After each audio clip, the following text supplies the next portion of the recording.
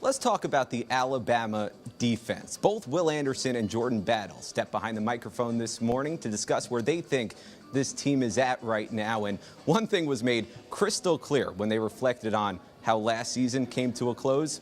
There's still work to be done. The biggest goal of our team always is to win a national championship, and we didn't meet that goal. A goal not met in 2021. The most motivation to come back was the national championship. Turned motivation in 2022. For any football player to lose a game, I think that adds fuel, for the next opponent. Fuel for a defensive unit with a lot of firepower. In the front. The linebacker core that we have at Alabama is something special. I'm excited to see it. And the back. As far as the secondary this year, just the main thing is not getting comfortable. We know we can have a good defense. We know we can have a good secondary. A secondary now led by a new face in Travaris Robinson. Man, I love Coach T-Rob. He's a great addition to the team. He's buying in. He's learning the playbook. A playbook helped designed by returning defensive coordinator Pete Golding. Coach Golden, he knows the playbook in and out. I've been up there with Coach Golden before, like when I first got here as a freshman. It's been 3 years since Jordan Battle walked into the locker room as a wide-eyed freshman, and now as a senior, Battle is an established team leader, just like Will Anderson, which to him, leader is more than a title. It's a skill to be honed like any on the football field. It becomes, a part of you. It's who you are.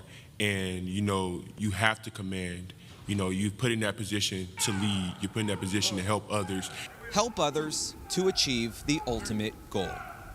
As far as getting to a national championship, that's the end goal in mind. We want to get to that national championship, but we know it's going to take the focus that the Alabama mentality, the brotherhood. We're trying to get back to that as a leadership group. So we're trying to get the brotherhood back in task. I feel like that's one thing we didn't do last year as well. So I feel like we need to have the leadership that the 2020 leadership did, and just bring that back to this team.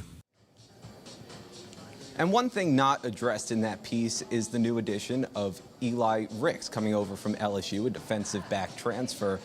He's going to bolster an already formidable Alabama defensive unit. This is a unit that finished 7th in total defense last year. Yeah, it seems like the Alabama defense is really keying in on that addition. He has a chance to win SEC Defensive Player of the Year, and so much so he's got that focus on him. Nick Saban mentioned that defensive backs group as the only position group that he said needs to get a focus this year.